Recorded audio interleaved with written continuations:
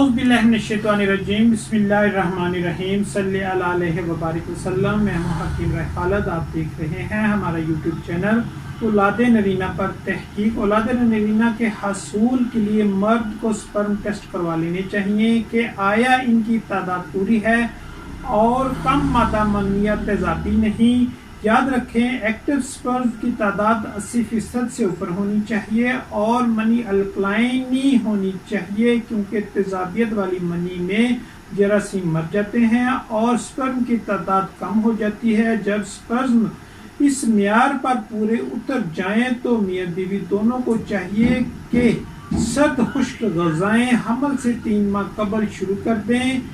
اس تدابیر سے مرد کی منی میں سپرم کثیر تعداد پیدا ہو جائے گی اور عورت کا رحم بھی نطفہ قبول کرنے کے لیے تیار ہو جائے گا۔ اس وقت مرد کو جریان المنی رائے کورس اچھا مغلظ استعمال کروا سکتے ہیں۔ نسخہ جریان رائے منی حاضر خدمت ہے۔ سمندر سوپ 400 گرام، تال مکھانا 300 گرام، تخم اگٹن 300 گرام باریک صفوف کر لیں اور 5 گرام صبح شام خالی پیٹ ہمراہ دودھ نیم گرم دیں۔ یاد رہے اولاد نرینہ پیدا کرنا مرد کی ذمہ داری ہے۔ عورت کے بیضہ میں XX کروموسومز ہوتے ہیں، جبکہ مرد کی منی میں کروموسومز کے جنسی جوڑے XY ہوتے ہیں۔ مرد کا جو بھی جنسی کروموسوم طاقتور ہوگا وہی عورت کی جنسی کروموسوم سے جوڑا بنائے گا۔ بتائی گئی غذا سے بھی مرد کے Y کروموسومز طاقتور ہو جاتے ہیں اور بیٹا پیدا ہوتا ہے۔ اگر مرد کی منی میں یہ خواص نہ ہو تو اسے اچھے طبیب یعنی معالج کی ضرورت ہے۔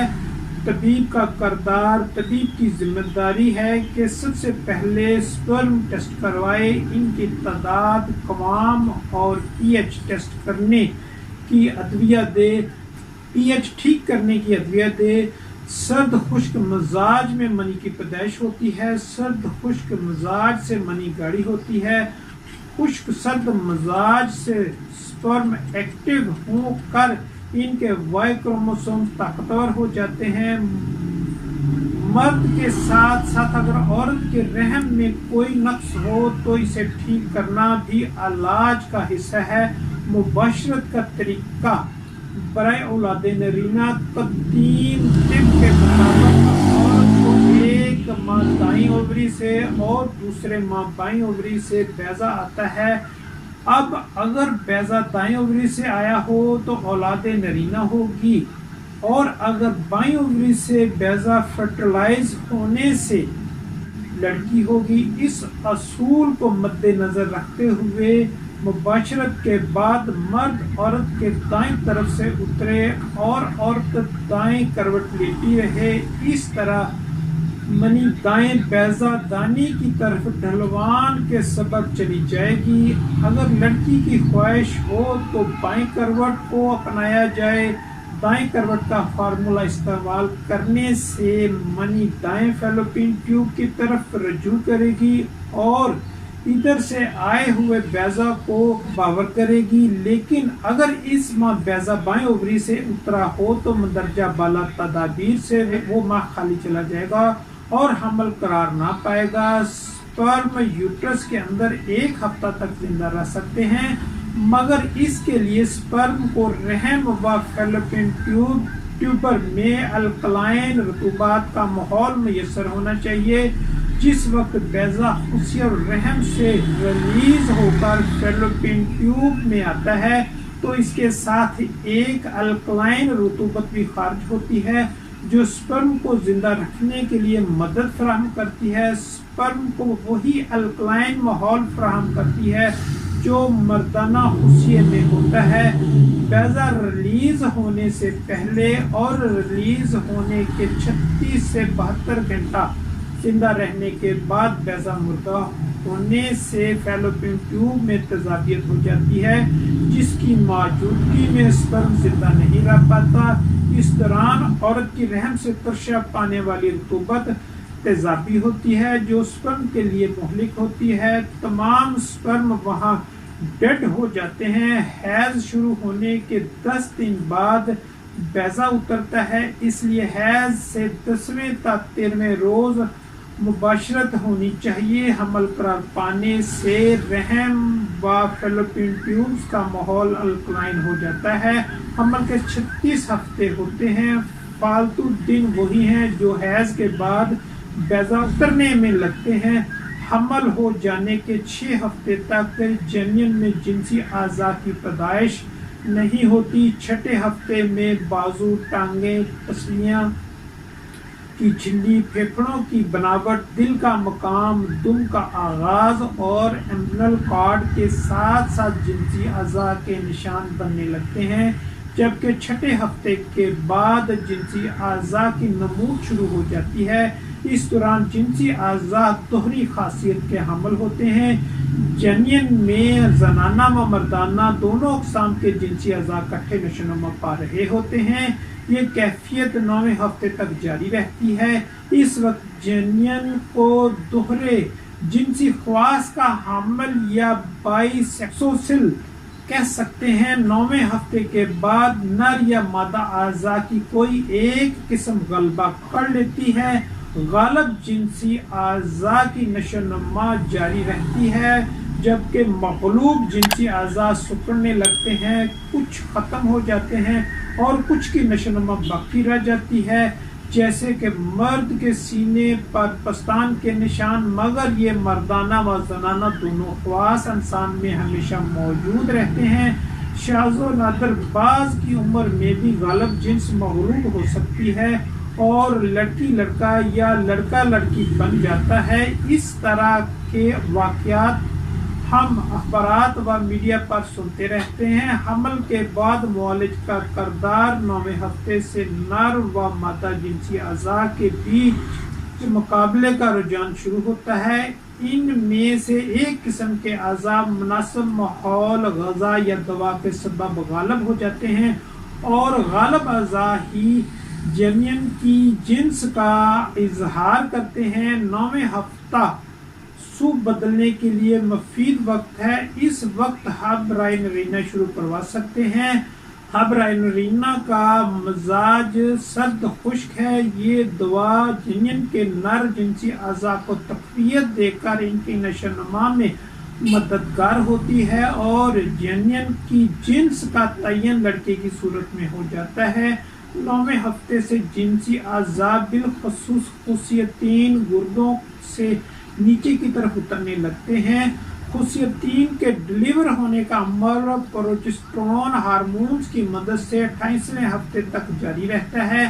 یہی ہارمونز بچے کی پیدائش پر ماں کو ولادت میں آسانی فراہم کرتا ہے، یعنی پروجسٹرون ہارمونز سے بچہ ڈلیور ہوتا ہے۔ چونکہ یہ گرم و ترک مزاج کا زنانہ ہارمون ہے، اس لیے بچے کی پیدائش کے بعد پستان سے دودھ کے افراز میں بھی مددگار ہوتا ہے۔ اس دوران حاملہ کو الٹرا ساؤنڈ کرواتے رہنا چاہیے۔ اگر 28ویں ہفتے تک نر جنین کے خصیے پیٹ سے نیچے سکروم میں نہیں اترتے تو اس کے لیے حاملہ کو تر گرم تریاک شروع کروائیں۔ پروجسٹ ہارمون کی پیدائش بڑھ جاتی ہے۔ نسخہ حاضر خدمت ہے جو مزاجن تر گرم ہے۔ ریوند خطائی 50 گرام، ملیٹھی 50 گرام، سہاگا سفید خام 50 گرام، شیر مدار 10 گرام۔ سب ادویہ پیس کر شیر مدار مکس کریں اور 500 ملی گرام کے کیپسول بھر لیں۔ 1 ہفتہ دن میں 2 سے 3 بار دینا۔ 28ویں ہفتے تک لڑکا یا لڑکی کے جنسی اعضاء مکمل ہو جاتے ہیں۔ اس دوران جنین کو نر جنسی اعضاء کی تکمیل کے لیے ٹیسٹوسٹرون ہارمونز کی ضرورت ہوتی ہے۔ اس مدت میں ٹیسٹوسٹرون ہارمونز کی پیداوار کم ہو تو نر جنین کے جنسی اعضاء کی تکمیل حسب منشا نہیں ہو پاتی اور لڑکا مخنث بھی ہو سکتا ہے۔ 9ویں ہفتے سے جنین کی جنس کا تعین کیا جا سکتا ہے۔ اس ہفتے حاملہ کو درج ذیل ہبرائے نرینا کا استعمال کروایا جائے۔ نسخہ حاضر خدمت ہے۔ مور کے پر کی اندر والی سبز اور نیلی ٹکی 3 عدد لے کر کینچی سے کتر کر باریک کر لیں۔ اب اس میں نصف گرام یاقوتی، نصف گرام مفرہ ڈال کر خوب باریک پیس لیں۔ اس صفوف کے 6 کیپسول بھر لیں۔ جب حمل کو 8 ہفتے گزر جائیں تو 9ویں ہفتے کی صبح حاملہ کو 2 کیپسول نیم گرم دودھ سے کھلا دیں۔ 2 کیپسول دوپہر اور 2 کیپسول شام کو کھلائیں۔ سارا دن دودھ اور پھلوں کے سوا کچھ نہ کھائیں۔ ہر قسم کی گرم اغذیہ چوتھے ماہ تک بند کر دیں۔ انشاءاللہ لڑکا پیدا ہوگا۔ ہارمونز کا جنینی نشوونما میں کردار 2 قسم کی جنس کے اپنے معاون ہارمونز ہوتے ہیں۔ جنین کو مزید جنسی نشوونما کے لیے ٹیسٹوسٹیرون ہارمونز کی وافر مقدار درکار ہوتی ہے، جس سے نر جنین کے جنسی رجحانات اور جنسی اعضاء تکمیل پاتے ہیں۔ اگر نر جنین کو ٹیسٹوسٹیرون کی کم مقدار کا سامنا ہو تو ایسے لڑکوں کے نر جنسی رجحان میں پختگی نہیں آتی اور جنسی اعضاء کمزور، چھوٹے، ڈھیلے یا نامکمل رہ جاتے ہیں۔ اس لیے ضروری ہے کہ حمل کے دوران حاملہ کے ہارمونز ٹیسٹ کرواتے رہیں۔ جنین کی نشوونما ہارمونز کی محتاج ہوتی ہے۔ 30 مختلف ہارمونز حمل کے دوران خارج ہوتے ہیں۔ پلیسیسٹینا ہارمونز کو ریگولیٹ کرتا ہے۔ پلیسیسٹینا جنین کے لیے ہارمونز کی بڑا کنٹرول اسٹیشن ہے۔ یہ اپنے ہارمون خود پیدا کرتا ہے اور ماں کی طرف سے خون میں آنے والے ہارمونز کے نقصانات سے جنین کو بچاتا ہے۔ تھائرائیڈ ہارمونز حمل کے دوران تھائرائیڈ گلینڈز کے تھائروکسن ہارمونز کی طلب بڑھا دیتا ہے۔ ایسٹروجن کا ہائی لیول پریگنینسی کے دوران ماں کے تھائرائیڈ گلینڈ کو اتنا متحرک کر دیتا ہے کہ ماں اور جنین دونوں کی ضروریات پوری ہو سکیں۔ ماں کا تھائرائیڈ گلینڈز کا تھائروکسن ہارمون آسانی سے پلیسیسٹینا سے گزر کر جنین پر اثر انداز ہوتا ہے۔ تھائروکسن ہارمون جنین کی دماغی نشوونما کے لیے نہایت ضروری ہے۔ علاوہ ازیں یہ عام جسمانی نشوونما میں بھی معاون ہے۔ جنین کے اعضاء کی پختگی بشمول پھیپھڑوں کی نشوونما میں اہم کردار ادا کرتا ہے۔ کمزور تھائرائیڈ گلینڈ والی ماں کے ہاں اب نارمل بچے کی پیدائش ہوتی ہے۔ جنین میں تھائرائیڈ ہارمون اس کی ذہنی نشوونما کے لیے لازمی ہوتا ہے، لیکن خطرناک صورتحال اس وقت سامنے آتی ہے جب ماں کا تھائرائیڈ گلینڈ تھائروکسن ہارمون کی مطلوبہ ضرورت پوری نہیں کر سکتا۔ ماں میں تھائرائیڈ گلینڈ کی کمزوری سے درج ذیل نقصانات ہو سکتے ہیں: حمل کا ضائع ہو جانا، بچے کا وزن کم ہونا، بچہ ذہنی طور پر اب نارمل پیدا ہونا، بچے کے پھیپھڑے، دماغ اور دیگر اعضاء کی نامکمل نشوونما ہونا۔ اس بیماری کا سبب آٹو امیون ڈیزیز ہے، جس میں اینٹی تھائرائیڈ اینٹی باڈیز پلیسینٹا سے گزر کر جنین کے تھائرائیڈ گلینڈ کو نقصان پہنچاتی ہے۔ ہائی پوتھورائڈزم سے بے اولادی کا گہرا تعلق ہے۔ اس مرض کے لیے ایلوپیتھی میں آیوڈین سپلیمنٹ اور آیوڈین ملا نمک دوران حمل تجویز کیا جاتا ہے۔ جنین کی گروتھ میں انسولین اہم رول ادا کرتی ہے۔ جنین کا لبلبہ 10ویں ہفتے میں انسولین کی پیدائش شروع کر دیتا ہے۔ ماں کی انسولین پلیسیسٹینا سے نہیں گزر سکتی، اس کے لیے جنین کو اپنی انسولین کی ضروریات خود پورا کرنی ہوتی ہے۔ جنین کے خون میں انسولین کا لیول گلوکوز کے ارتقاء سے کنٹرول ہوتا ہے، جو ماں کے خون میں گلوکوز لیول کے راست متناسب ہوتا ہے۔ ماں کی زائد بلڈ شوگر بچے کی قبل از وقت پیدائش کا سبب بن سکتی ہے، جبکہ جنین میں انسولین کی کمی اس کی شریان کو تنگ اور سخت کرنے کا سبب بنتی ہے۔ پروٹیسٹ ہارمونز جنین کے کارڈ لیور سسٹم میں میچورٹی کرتا ہے، جنین میں شرائن کی بناوٹ اور پھیپھڑوں کی ارتقاء میں اہم کردار ادا کرتا ہے۔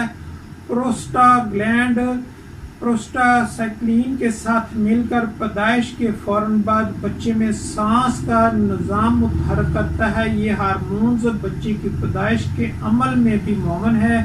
پروجسٹرون ہارمون جنین کی نشو و نما میں اہم کردار ادا کرتا ہے اور ماں کے مدافعتی امیونی عمل کو جنین کے اینٹیجنز کے خلاف متحرک ہونے سے روکتا ہے۔ گلوکوکارٹیکوسٹیرائڈ جنین کی نشو و نما کے لیے بہت ضروری ہیں۔ جنین کا اپنا کارٹیسول اور کارٹیسون جنین کی پختگی میں بہت اہم رکھتے ہیں۔ جنین میں ٹیسٹوسٹیرون ہارمون کا لیول اس کے جنین خصوصیات واضح کرتے ہیں۔ جنین میں ٹیسٹوسٹیرون مردانہ رجحان پیدا کرتا ہے اور مردانہ جنسی اعضاء کی نشو و نما کرتا ہے۔ اگر فیمیل جنین کو ٹیسٹوسٹیرون ہارمون کی اضافی مقدار ملے تو اس لڑکی میں پستانوں کی نشو و نما کم رہ جاتی ہے اور مردانہ خصوصیات کے ٹشوز باقی رہ جاتے ہیں۔